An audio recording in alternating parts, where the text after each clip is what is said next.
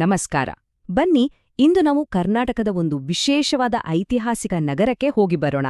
ಆ ನಗರವೇ ಬೀದರ್. ಇದಕ್ಕೆ ಪಿಸುಗುಡುವ ಸ್ಮಾರಕಗಳ ನಗರ ಅಂತಾನೂ ಒಂದು ಹೆಸರಿದೆ. ಹೌದು, ನೀವು ಕೇಳ್ತಾ ಇರೋದು ಸರಿನೇ. ಇತಿಹಾಸದ ಕಥೆಗಳನ್ನ ಪಿಸುಮಾತಿನಲ್ಲೇ ಹೇಳುವಂತಹ ಒಂದು ನಗರ ಇದೆ.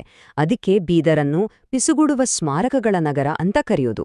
ಯಾಕೆ ಹೀಗೆ ಕರೀತಾರೆ ಅಂತೀರಾ? ಅದರ ಹಿಂದಿನ ಕಥೆಯೇ ತುಂಬಾನೇ ರೋಚಕವಾಗಿದೆ. ನೋಡಿ, ಇಷ್ಟೆಲ್ಲ ಅದ್ಭುತ ಪರಂಪರೆ ಇದ್ರೂ ರಾಜಧಾನಿ ಬೆಂಗಳೂರಿಂದ ತುಂಬಾ ದೂರದಲ್ಲಿರೋದ್ರಿಂದ ಬೀದರ್ ಎಷ್ಟೋ ಕಾಲ ಒಂದ್ರೀತಿ ಮರೆಯಲ್ಲೇ ಉಳಿದ್ಬಿಟ್ಟಿತು, ಒಂದು ಗುಪ್ತ ನಿಧಿಯ ಹಾಗೆ.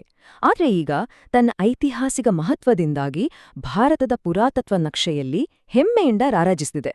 ಹಾಗಾದ್ರೆ ಬನ್ನಿ, ಬೀದರ್ನ ಇತಿಹಾಸದ ಪುಟಗಳನ್ನ ಒಂದೊಂದಾಗಿ ತಿರುವಿ ನೋಡೋಣ. ಈ ನಗರ ಹೇಗೆ ಹುಟ್ಟಿತು, ಅದರ ಮಹತ್ವವಾದ್ರೂ ಏನು ಅಂತ ಸರಿಯಾಗಿ ತಿಳಿದುಕೊಳ್ಳೋಣ. ಬೀದರ್ ಅನ್ನೋ ಹೆಸರು ಬಿದಿರು ಅನ್ನೋ ನಮ್ಮ ಕನ್ನಡ ಪದದಿಂದ ಬಂದಿದೆ ಅಂತ ಹೇಳ್ತಾರೆ. ಯಾಕಂದ್ರೆ ಹಿಂದೆ ಈ ಜಾಗದಲ್ಲಿ ಬಿದಿರಿನ ಕಾಡು ತುಂಬಾನೇ ದಟ್ಟವಾಗಿತ್ತಂತೆ. ಅಂದ್ಹಾಗೆ ಇದಕ್ಕೆ ಭದ್ರಕೋಟ್ ಮತ್ತು ಮೊಹಮ್ಮದ್ ನಗರ ಅಂತ ಬೇರೆ ಹೆಸರುಗಳೂ ಇದ್ದುವು.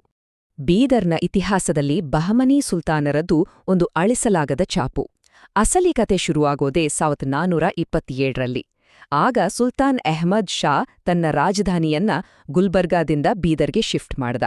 ಅಲ್ಲಿಂದ ಶುರುವಾಯಿತು ನೋಡಿ ಈ ನಗರದ ಸುವರ್ಣಯುಗ. ಇಲ್ಲಿರೋ ಭವ್ಯ ಕೋಟೆ, ಸಮಾಧಿಗಳೆಲ್ಲ ಆ ಕಾಲದ ವಾಸ್ತುಶಿಲ್ಪದ ಅದ್ಭುತಗಳಿಗೆ ಇವತ್ತಿಗೂ ಸಾಕ್ಷಿಯಾಗಿ ನಿಂತಿವೆ. ಈಗ ಬನ್ನಿ, ನೇರವಾಗಿ ಬೀದರ್ನ ಹೃದಯ ಭಾಗಕ್ಕೆ ಹೋಗೋಣ.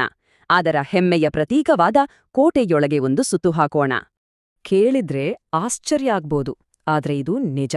ಈ ಕೋಟೆಗೆ 500 ವರ್ಷಗಳಿಗಿಂತಲೂ ಹೆಚ್ಚು ವಯಸ್ಸಾಗಿದೆ.